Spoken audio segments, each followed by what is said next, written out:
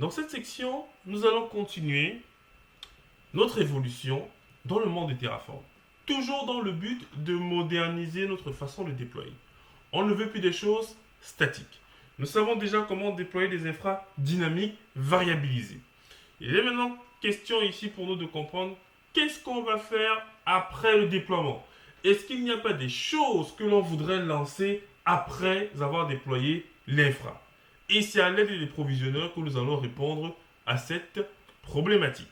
Alors, lorsque vous avez effectivement provisionné vos différents EC2 dans votre infrastructure Amazon à partir du provider AWS, il peut être intéressant de déployer éventuellement l'application sur l'infrastructure.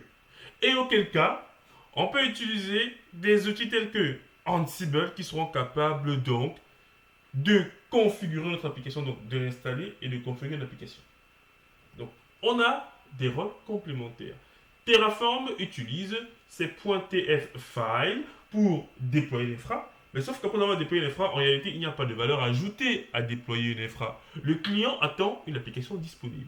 Donc, ensuite, on appelle les experts du déploiement. Et en termes d'experts, c'est dans les outils de configuration management. Et le must, actuellement, c'est Ansible. Ça veut dire que Terraform va dire à Ansible, j'ai terminé mon travail, regarde les machines que j'ai déployées et vas-y, débrouille-toi. Et Ansible prendra directement le relais. Donc c'est ça la problématique.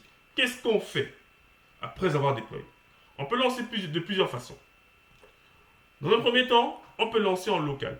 Ça veut dire que lorsque vous créez l'instance, comme on l'a fait ici, vous définissez un provisionneur.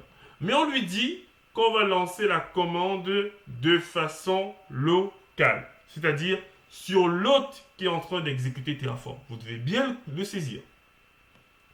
Un provisionneur en local exec, c'est un provisionneur qui va exécuter la commande sur la machine Terraform qui est en train de lancer le déploiement. Et dans cet exemple-ci, on est en train d'écrire l'une des sorties de notre MyECD instance qui est le TCP privé dans un fichier local. Donc, après le déploiement de l'instance, on peut vouloir récupérer cet IP-là pour faire autre chose avec, pour mettre à jour notre inventaire, pour déployer des applications dessus. Bref, vous avez le droit de récupérer toutes les données en output. Rappelez-vous, les données que l'on peut récupérer en output sont ceux qui correspondent à la section Attribute Reference, où on retrouve l'ID et le name, par exemple, dépendant du type de ressources que vous avez créé. Donc, local exec, on exécute la commande et on récupère ce qui va bien.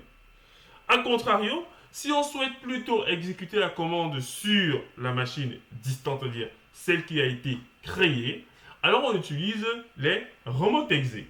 Dans les cas des remote exec, on va simplement rajouter ici, dans un premier temps, le inline avec les commandes permettant d'installer l'application que l'on souhaite. Et là, on peut lancer du Ansible si on veut, ou du Puppet ou du Chef. Mais sachez que la commande sera exécutée sur la machine distante et pas sur la machine locale.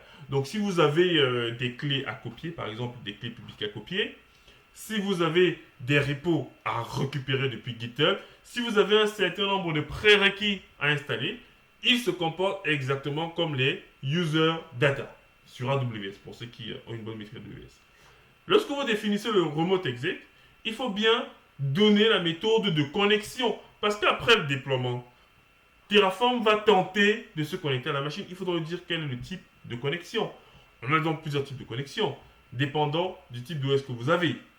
Donc, sur du, comment est-ce qu'on appelle, sur du Windows, ce sera du RDP, vous avez plusieurs types de connexions. Et je pense même qu'il y a du Docker, si je ne m'abuse. Vous avez là le SSH, on spécifie le nom du user, ensuite on donne la clé privée. La clé privée, pour la récupérer, on utilise une fonction. C'est la première fois dans le cadre de cette formation qu'on parle de fonction, parce que ce sont des notions que l'on verra dans les formations avancées sur Terraform. Mais tout au moins, on introduit. Donc, une fonction, c'est un peu comme sur, comment est-ce qu'on appelle, en langage de programmation en fait. C'est du code qui a déjà été écrit et qui nous permet de réaliser une action particulière. Dans cet exemple ici, on appelle la fonction file. La fonction file permet de récupérer un fichier. un fichier que vous avez en local sur la machine. Et là, du coup, on va donner en fait à Terraform la clé privée pour qu'il puisse se connecter, lui, à la machine. Et au niveau de l'hôte, on va lui dire que on va prendre le self.public IP, c'est-à-dire self, l'objet que nous sommes en train de créer, et son IP public.